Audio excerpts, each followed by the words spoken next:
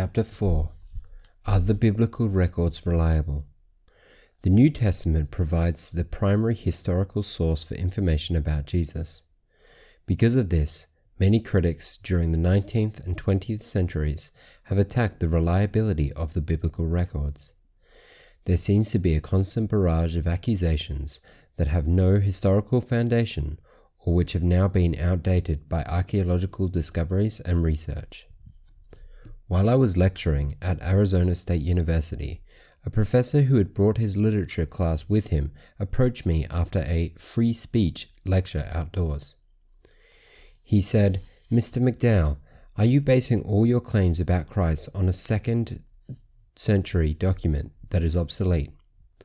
I showed in class today how the New Testament was written so long after Christ that it could not be accurate in what it recorded." I replied, "Your opinions or conclusions about the New Testament are 25 years out of date." That professor's opinions about the records concerning Jesus found their source in the conclusions of a German critic, F.C. Bauer.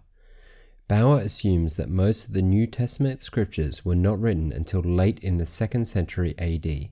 He concluded that these writings came basically from myths or legends that had developed during the lengthy interval between the lifetime of Jesus and the time these accounts were set down in writing. By the 20th century, however, archaeological discoveries had confirmed the accuracy of the New Testament manuscripts. Discoveries of early papyri manuscripts, the John Ryland manuscript, AD 130, the Chester Beatty papyri, AD 155, and the Bodmer papyri, AD 200, bridged the gap between the time of Christ and existing manuscripts from a later date. I'm not sure that overturns what Bauer was saying, just because his conclusions were based on the fact that the writings were developed during the interval between Jesus and the accounts. Just the fact that interval is not quite as long as he originally suspected, over 200 years, and is now limited to 130 years. I don't think that's sufficient to say that legends couldn't have arisen during that interval. I think Bauer's suggestions, at least as Josh has written them here, seem to still be reasonable.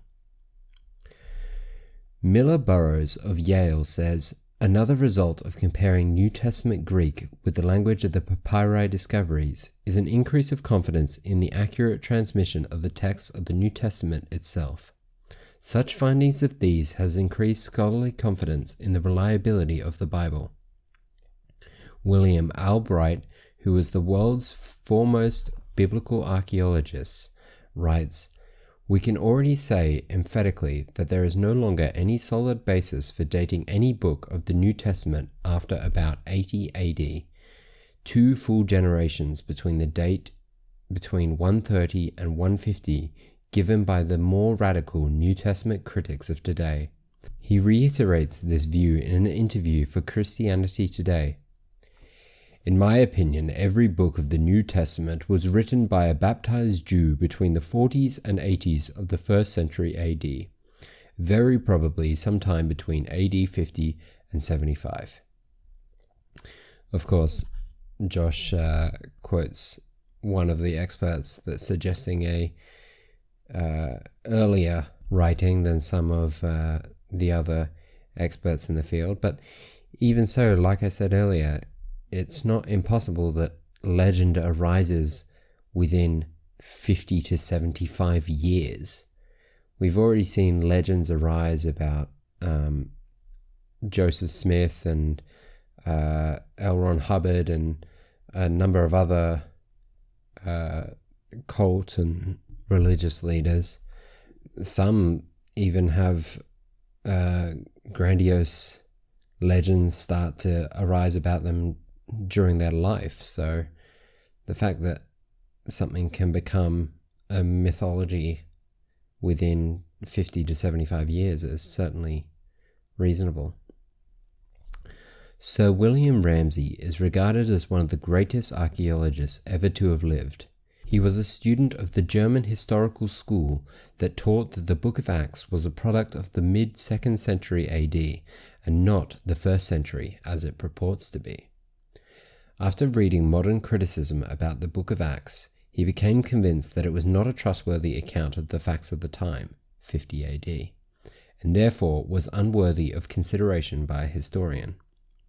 So in his research on the history of Asia Minor, Ramsay paid little attention to the New Testament. His investigation, however, eventually compelled him to consider the writings of Luke. He observed the meticulous accuracy of the historical details, and gradually his attitude between the Book of Acts began to change. He was forced to conclude that, quote, Luke is a historian of the first rank. This author should be placed along with the very greatest of historians. Because of the accuracy of the most minute detail, Ramsay finally conceded that Acts could not be a 2nd century document, but rather a mid-century account. Josh could have probably made it a bit more clear that the Book of Acts is also supposed to be, or at least thought to be, written by the person who wrote the Book of Luke. But either way, just the fact that he wrote one historical account, it doesn't necessarily follow that all his accounts are therefore, unquestionable truths. Many of the liberal scholars are being forced to consider earlier dates for the New Testament. Dr. John A.T. Robinson's conclusion in his new book, Redating the New Testament, are startlingly radical.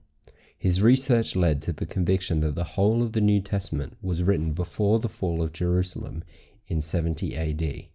Today, the former critics say that the material was passed down by word of mouth until it was written down in the form of the Gospels. Even though the period was much shorter than previously believed, they conclude that the Gospel accounts took on the form of folk literature, legends, tales, myths, and parables. Again, Josh, that is something that we see happen even today and have seen throughout history. I'm sure you would say that's the case with many of the teachings about Muhammad, for example. But also, even if it wasn't evident in many other examples, it's certainly far more believable than the literal character of Jesus and the miracles that he was proclaimed to have done. One of the major criticisms against the form critics' idea of oral tradition development is that the period of oral tradition, as defined by the critics, is not long enough to have allowed the alterations in the tradition that these critics have alleged. Speaking of the brevity of the time element involved in the writings of the New Testament, Simon Kistemaker, professor of Bible at Dort College, writes, Normally, the accumulation of folklore among people of primitive culture takes many generations. It is a gradual process spread over centuries of time. But in conformity with the thinking of the form critic, we must conclude that the gospel stories were produced and collected within little more than one generation. In terms of the form critical approach, the formation of the individual gospel unit must be understood as a telescoped project with accelerated course of action. Wow, that was a very jargony way of saying that normally you don't get myths developing that quickly. Again, there is examples where that has happened, and even if it were unlikely, it's still possible. So, yeah. A.H. McNeill, former Regius Professor of Divinity at the University of Dublin, challenges form criticism's concept of oral tradition. He points out that the form critics do not deal with the tradition of Jesus' words as closely as they should. A careful look at 1 Corinthians 7:10, 12, and 25 shows the careful preservation and the existence of a genuine tradition of recording these words. In the Jewish tradition, it was customary for a student to memorize a rabbi's teaching. A good pupil was like a plastered cistern that loses not a drop. If we rely on C.F. Burney's theory, in Poetry of Our Lord 1925, we can assume that much of the Lord's teachings is in the Aramaic poetical form, making it easy to be memorized. It's interesting that he picks out very specific passages to show, look, these specific passages show that the recording of the words is accurate. Curious that he doesn't point to the entirety of the book as being evidence of such specific memorization. But also this is the exact same argument that a lot of Muslims use, that the memorability of the Quran lends to its credibility. But Josh and others would, of course, question whether or not these accounts are true, even if they have been memorized. In fact, as a lot of fairy tales become formulated and refined into these magical stories, they become memorable and poetic. That's precisely what happens when something becomes a myth. Paul L. Meyer, professor of ancient history at Western Michigan University, writes, "Arguments that Christianity hatched its Easter myths over a lengthy period of time, or that the sources were written many years after the event, are simply not factual." Analyzing form criticism, Albright wrote, "Only modern scholars who lack both historical method and perspective can spin such a web of speculation as that with which form critics have surrounded the gospel tradition." Albright's own conclusion was that a period of 20 to 50 years is too slight to permit any appreciable corruption of the essential content and even of the specific wording of the sayings of Jesus. Wow, even of the specific wording. So in 20 to 50 years, one cannot inaccurately recall a quote. Except that happens literally all the time. Even when you have video evidence and something is a cultural phenomena of the time, like Star Wars, for example, you have people misremembering the quote, "Luke, I am your father." That's not what he said. There's a number of examples of misremembered movie quotes, and these are things that we have on video and could correct the record on, and yet everyone of the time has misremembered it. So it's simply ludicrous to me to suggest that you can't possibly get a corruption of the wording. It's certainly possible and has happened numerous times. Often when I am talking with somebody about the Bible, they sarcastically reply that you can't trust what the Bible says. Why? It was written almost 2,000 years ago. It's full of errors and discrepancies. I reply that I believe I can trust the scriptures. Then I describe an incident that took place during a lecture in a history class. I made the statement that I believed there was more evidence for the reliability of the New Testament than for almost any 10 pieces of classical literature put together. The professor sat over in the corner snickering, as if to say, "Oh gee, come on." I said, "What are you snickering about?" He said, "The audacity to make that statement in a historical class, that the New Testament is reliable, that's ridiculous." Well, I appreciate it when somebody makes a statement like that, because I always like to ask the one question. I've never had a positive response. Wow, I will get to it, but I find it really funny that Josh keeps mentioning that all these students and professors keep laughing at him. And then he even goes to add that he's never had a positive response in this instance. And he seems to think this is a good idea. Anyway, from somebody with a skeptical perspective reading this, it's probably not the best thing to leave in. I said, "Tell me, sir, as a historian, what are the tests that you apply to any piece of literature or history to determine if it is accurate or reliable?" The amazing thing was, he didn't have any tests. I answered, "I have some tests. I believe that the historical reliability of the scripture should be tested by the same criteria that all historical documents are tested by. Military historian C. Saunders lists and explains the three basic principles of historiography. They are the bibliographical test, the internal evidence test, and the external evidence test. I find it hard to believe that the professor didn't come up with any historical reliability tests, but I guess we're just taking Josh's word for things. Bibliographical test. The bibliographical test is an examination of the textual transmission by which documents reach us. In other words, not having the original documents, how reliable are the copies we have in regards to the number of manuscripts and the time interval between the original and extant copy?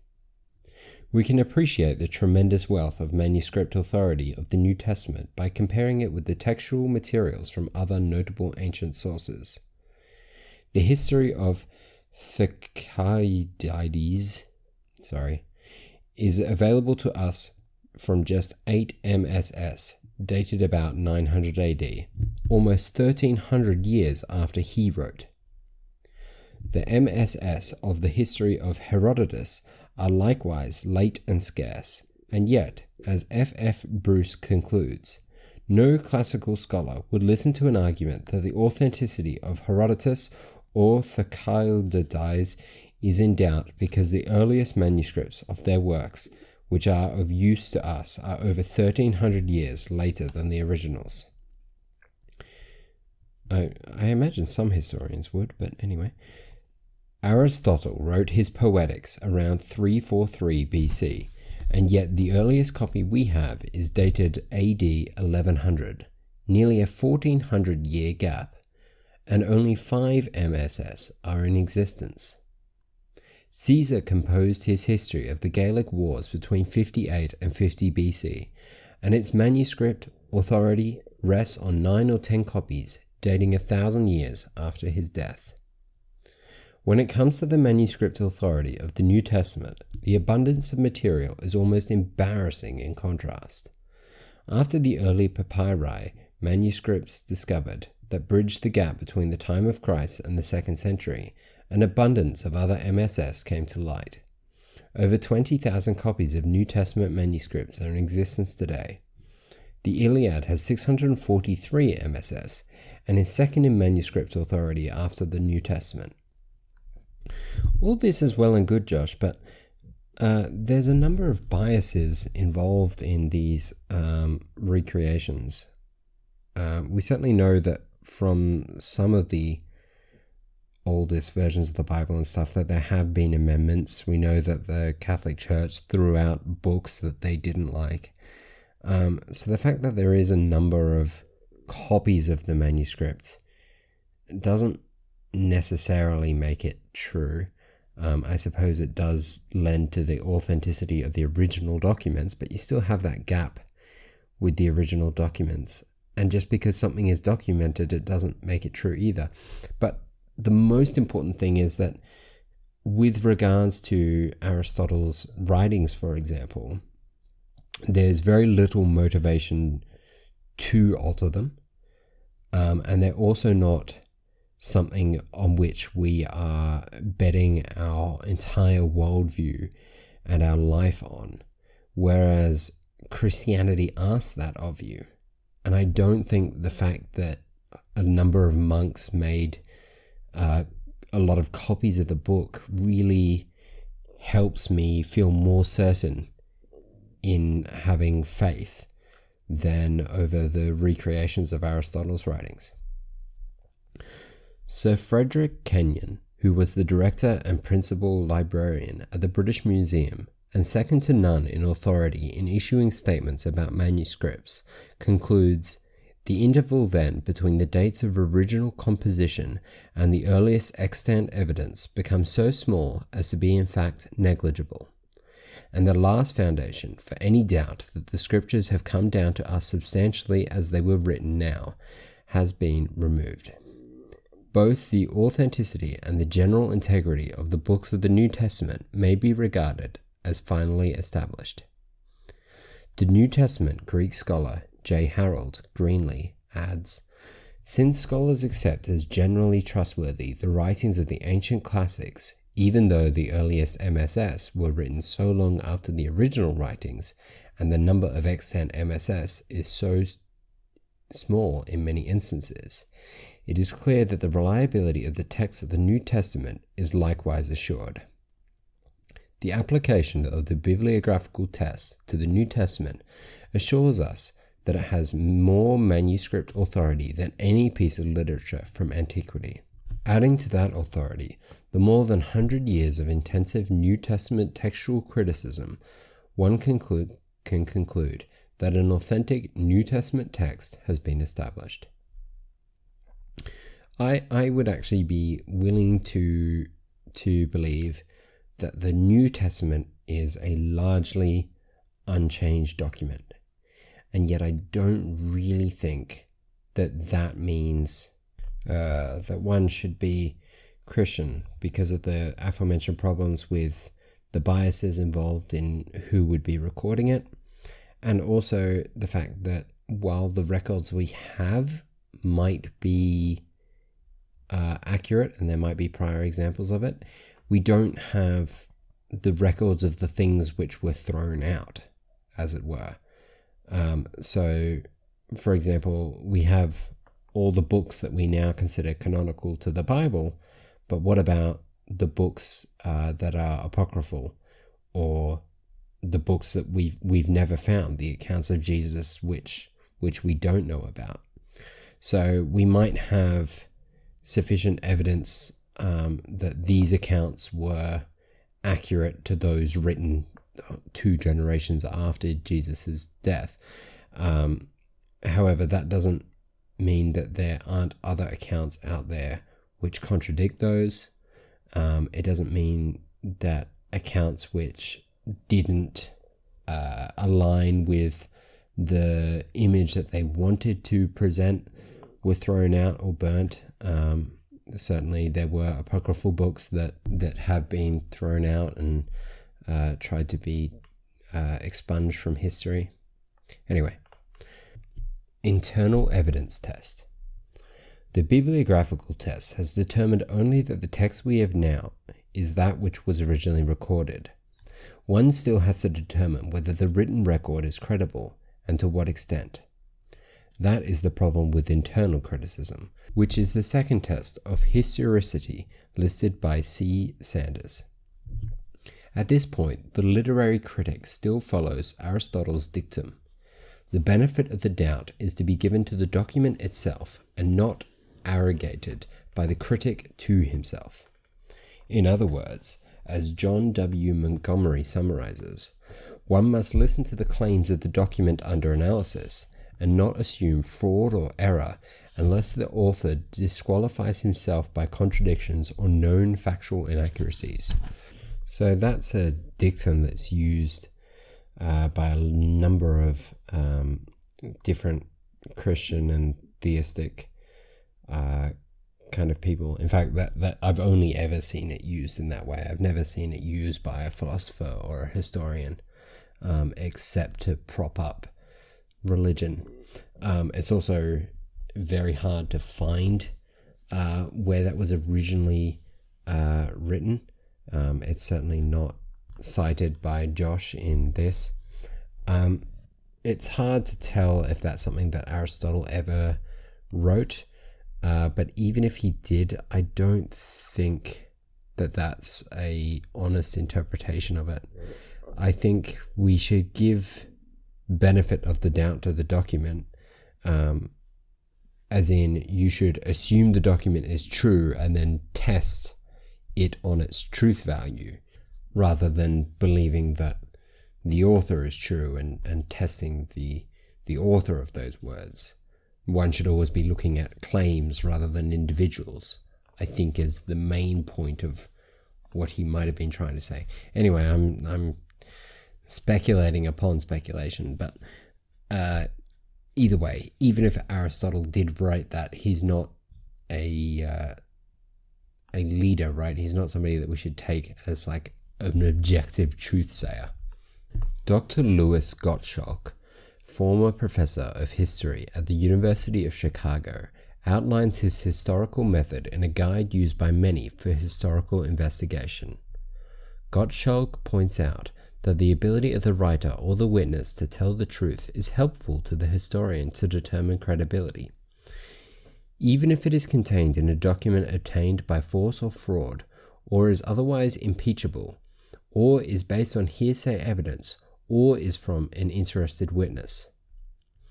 Wow, that seems to contradict what he was just saying, because now he's saying that the truthfulness of the writer is useful to determining credibility, but the quote by Aristotle was that you should examine the document and not the author. Interesting turnaround. This ability to tell the truth is closely related to the witnesses nearby, both geographically and chronologically, to the events recorded.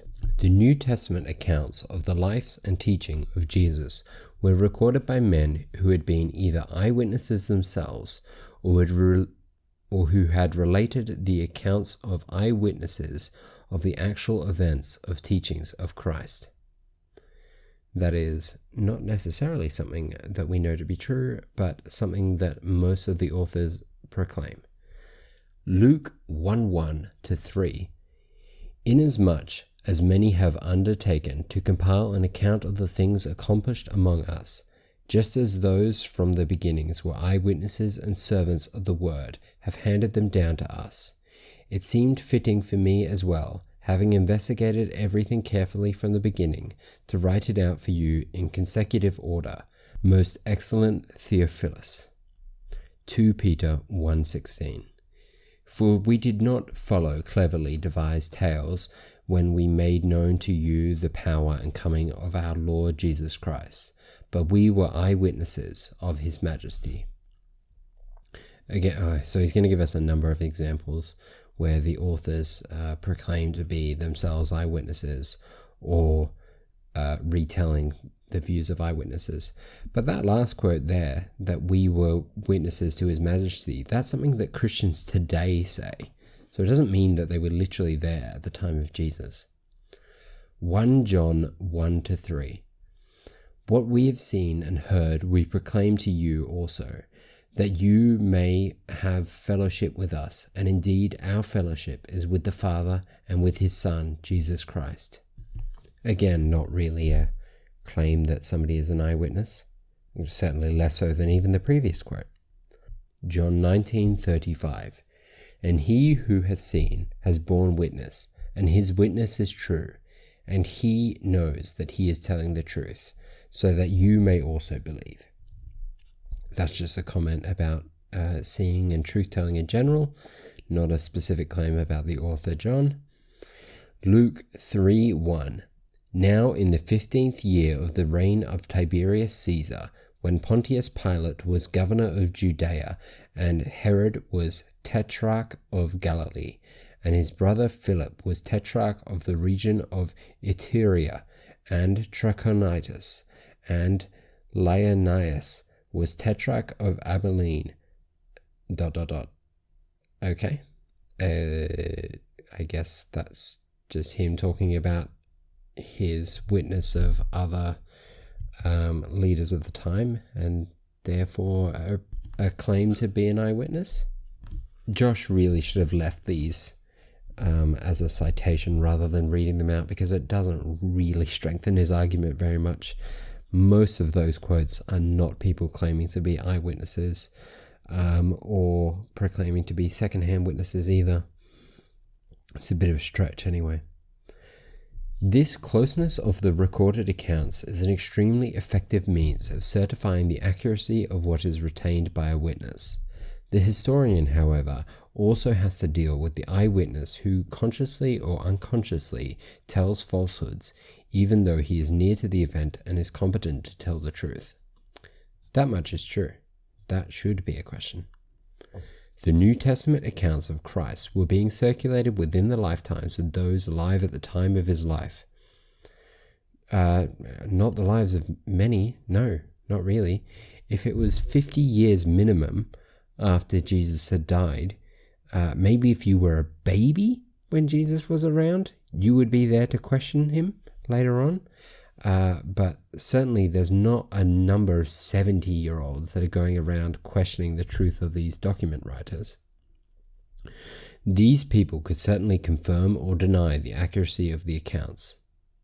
In advocating their case for the gospel, the apostles had appealed, even when confronting their most severe opponents, to common knowledge concerning Jesus. They not only said, "Look, we saw this," or "we heard that," but they turned the tables round and right in front of adverse critics said, "You know about these things. You saw them. You yourselves know about it." One had better be careful when he says to his opposition, "You know this also," because if he isn't right in the details, it will be shoved right back down his throat. Acts 2:22. Men of Israel, listen to these words. Jesus the Nazarene, a man attested to you by God with miracles and wonders and signs which God performed through him in your midst, just as you yourselves know. Acts 26:24-28. And while Paul was saying that in his defense, Festus said in a loud voice, "Paul, you are out of your mind. Your great learning is driving you mad." But Paul said, "I am not out of my mind, most excellent Festus, but I utter words of sober truth. For the king knows about these matters, and I speak to him also with confidence, since I am persuaded that none of these things escape his notice, for this has not been done in a corner." Concerning the primary source values of the New Testament records, F. Bruce, Ryland's professor of biblical criticism and exegesis at the University of Manchester, says, "And it was not only friendly eyewitness that the early preachers had to reckon with. There were other less well-disposed who were also conversant with the main facts of the ministry and death of Jesus. The disciples could not afford to risk inaccuracies, not to speak of willful manipulation of the facts, which would at once be exposed by those who would be only too glad to do so. On the contrary, one of the strong points in the original apostolic preachings is the confident appeal of the knowledge of the hearers. They not only said, 'We are witnesses of these things,' but also, 'as you yourselves know.' Had there been any tendency to depart from the facts in any material respect, the possible presence of hostile witnesses in the audience would have served as further corrective." Wow, that's rather presumptive. Again, we have modern day examples where people disagree about the facts of the matter about something, and somebody, some authoritative figure will come along and say, "Oh, we all know the immigrants are doing this, that, and the other," or "We all know such and such." And just the fact that somebody says "we all know" doesn't in fact mean that everyone there knew. And although it's a risky move and people could have spoken out against him, it could also be the case that those voices that spoke out against him were not documented, because most authors weren't documented. Or maybe they were documented and those documents have been burnt or removed from history or lost.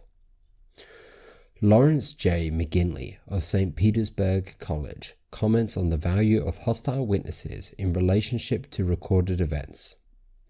First of all, eyewitnesses of the events in question were still alive when the tradition had been completely formed, and among these eyewitnesses were bitter enemies of the new religion movement. Yet, the tradition claimed to narrate a series of well-known deeds and publicly taught doctrines at a time when false statements could and would be challenged. And maybe they were, we don't know. New Testament scholar Robert Grant of the University of College concludes, "At the time they, the Synoptic Gospels, were written, or maybe supposed to be written, there were eyewitness testimonies, and their testimonies were not completely disregarded. This means that the Gospels must be regarded as largely reliable witnesses to the life, death, and resurrection of Jesus." Will Durant, who was trained in the discipline of historical investigation and spent his life analyzing records of antiquity, writes, Despite the prejudices and theological preconceptions of the evangelicists, they record many incidents that mere inventors would have concealed. The competition of the apostles for high places in the kingdom, their flight after Jesus' arrest, Peter's denial, the failure of Christ to work miracles in Galilee, the references of some auditors to his possible insanity, his early uncertainty as to his mission, his confessions of ignorance as to his future, his moments of bitterness, his despairing cry on the cross. No one reading these scenes can doubt the reality of the figure behind them. I found it really funny that now Josh is pointing to a number of scenes where Jesus is very human and uncertain. And if you recall before, a couple of chapters ago, he was saying that Jesus has this divine serenity about him, and that makes him a distinct figure. So it certainly seems to contradict that prior statement. But also there's a number of religious figures who have failings or uncertainties or wavering in their holy books, and yet Josh would disregard these as not necessarily lending to the historical veracity of the claims. He would just see these as evidence that the figure is not in fact a divine figure, because a divine figure shouldn't have these flaws. Anyway, the mere presence of some flaws in Jesus' character or the writings of the people doesn't mean necessarily that they're historically valid. They could certainly still be historically doctored or biased sources as well. External evidence test. The third test of historicity is that of external evidence. The issue here is whether other historical materials confirms or denies the internal testimony of the documents themselves. In other words, what sources are there, apart from the literature under analysis, that substantiates its accuracy, reliability, and authenticity? Well, certainly, as we know from our science section, that a lot of the science doesn't line up. It doesn't line up with the flood or the age of the earth or our biological sources or even the evolution of language. None of those. But anyway, let's continue. Gottschalk argues that the conformity of agreement with other known historical or scientific facts is often the decisive test of evidence, whether of one or more of witnesses. Two friends of the Apostle John confirm the internal evidence from John's account. The historian Eusebius preserves writings of Papias, bishop of Hierapolis, AD 130. The elder, Apostle John, used to say this also. Mark, having been the interpreter of Peter, wrote down accurately all that he, Peter, mentioned, whether saying or doing of Christ, not, however, in order. For he was neither a hearer nor a companion of the Lord. But afterwards, as I said, he accompanied Peter, who adapted his teachings as necessity required, not as though he were making a compilation of the sayings of the Lord. So then Mark made no mistake, writing down in this way some things as he mentioned them, for he paid attention to this one thing, not to omit anything that he had heard, not to include any false statement among them. Wow, that was a really convoluted paragraph there. But anyway, in terms of what's actually being said there, it's not surprising that friends of the Apostle John confirm John's accounts. They're friends of John. Also, they happen to be Christians of the time as well. So naturally, they support the doctrines of their faith. Anyway, Irenaeus, Bishop of Lyons, AD 180, wrote, Matthew published his Gospels among the Hebrews, i.e. Jews, in their own tongue, when Peter and Paul were preaching the Gospel in Rome and founding the church there. After their departure, i.e. death, which strong tradition places at the time of Neronian persecution in 64, Mark, the disciple and interpreter of Peter, himself handed down to us in writing the substance of Peter's preaching. Luke, the follower of Paul, set down in a book the gospel preached by his teacher. Then John, the disciple of the Lord, who also learned on his breast, this is a reference to John 13:25 and 21:20, himself produced his gospel while he was living at Ephesus in Asia. Wow, again, another long one, but basically a bunch of Christians say that Christianity is true. Therefore, it's true. Archaeology often provides powerful external evidence. It contributes to biblical criticisms, not in the area of inspiration and revelation, but by providing evidence of accuracy about events that are recorded. Archaeologist Joseph Free writes, "Archaeology has confirmed countless passages which have been rejected by critics as unhistorical or contradictory to known facts." We've already seen how archaeology caused Sir William Ramsay to change his initial negative convictions about the historicity of Luke, and came to the conclusion that the Book of Acts was accurate in its description of the geography, antiquities, and society of Asia Minor. F. Bruce notes that where Luke has been suspected of inaccuracy, and accuracy has been vindicated by some in scriptural evidence, it may be legitimate to say that the archaeology has confirmed the New Testament record. A. N. Sherwin White, a classical historian, writes that for Acts, the confirmation of historicity is overwhelming. He continues by saying that any attempt to reject its basic historicity, even in matters of detail, must now appear absurd. Roman historians have long taken it for granted.